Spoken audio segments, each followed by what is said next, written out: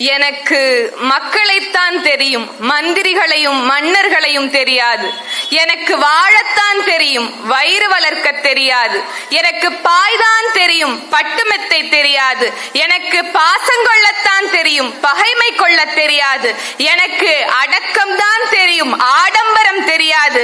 எனக்கு பதுங்க தெரியும், பாயவும் தெரியும், பயம் கொள்ள தெரியாது என்று தங்களுக்கே உரிய அநியமான சொற்களை கொண்டு ஒரு வீர முழக்கமிட்ட நம்மளுடைய தேவர் திருமகன் தாத்தா முத்துராமலிங்க தேவர் அவர்களுடைய புகழுரையை கேட்பதற்காக புலிப்படையாக கூடியிருக்கும் உங்கள் அத்துணை பேருக்கும் என்னுடைய அன்பு வணக்கம். 6 மாதத்துல தன்னுடைய தாயை அன்னையை இழந்திருந்தாலும் அதற்கு பின்பு அவரை அரவணைத்து வளர்த்தது யார் என்றால் நம்மளுடைய இஸ்லாமிய தாய் ஐஷா பீவி அவர்கள். அந்த அரவணைப்பிலே அன்பிலே வளர்ந்தவர். என்ன இல்லை அவர்கிட்ட, என்ன செல்வம் இல்லை அவர்கிட்ட. அறிவு செல்வம், பொருள் செல்வம், வெற்றி செல்வம், புகழ் செல்வம், செல்வ சீமானாக வாழ்ந்தார். அப்படிப்பட்ட செல்வ சீமான இன்னைக்கு என் தாய்மாமன் சீமானவர்கள் வந்துதான் இந்த உலக மக்களுக்கு அவருடைய புகழை பாட வேண்டும் என்கின்ற தேவை இருக்கிறது. இன்னைக்கு அவரை ஒரு சாதி தலைவராக ஆக்கிவிட்டார்கள்.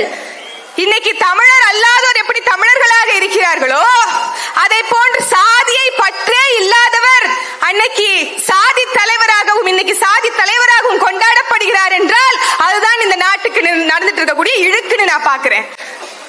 அப்படிப்பட்ட ஒரு பெருமகனாரை இன்றைக்கும் நாம் எல்லோரும் கொண்டாட வேண்டும். ஆனால் இன்னைக்கு அங்க இருக்கக்கூடிய மக்கள் எல்லாம், குறிப்பாக சமூகத்தை சார்ந்த பெருமக்கள் எல்லோரும் அவரை பலரும் போற்றி கொண்டாடுகிறார்கள். 6 படை வீடு என்று சொல்லப்படக்கூடிய தேவனுடைய சமாதிக்கு நீங்கள் காவடி எடுத்து போய் அவருக்கு மரியாதை செலுத்துங்கள்.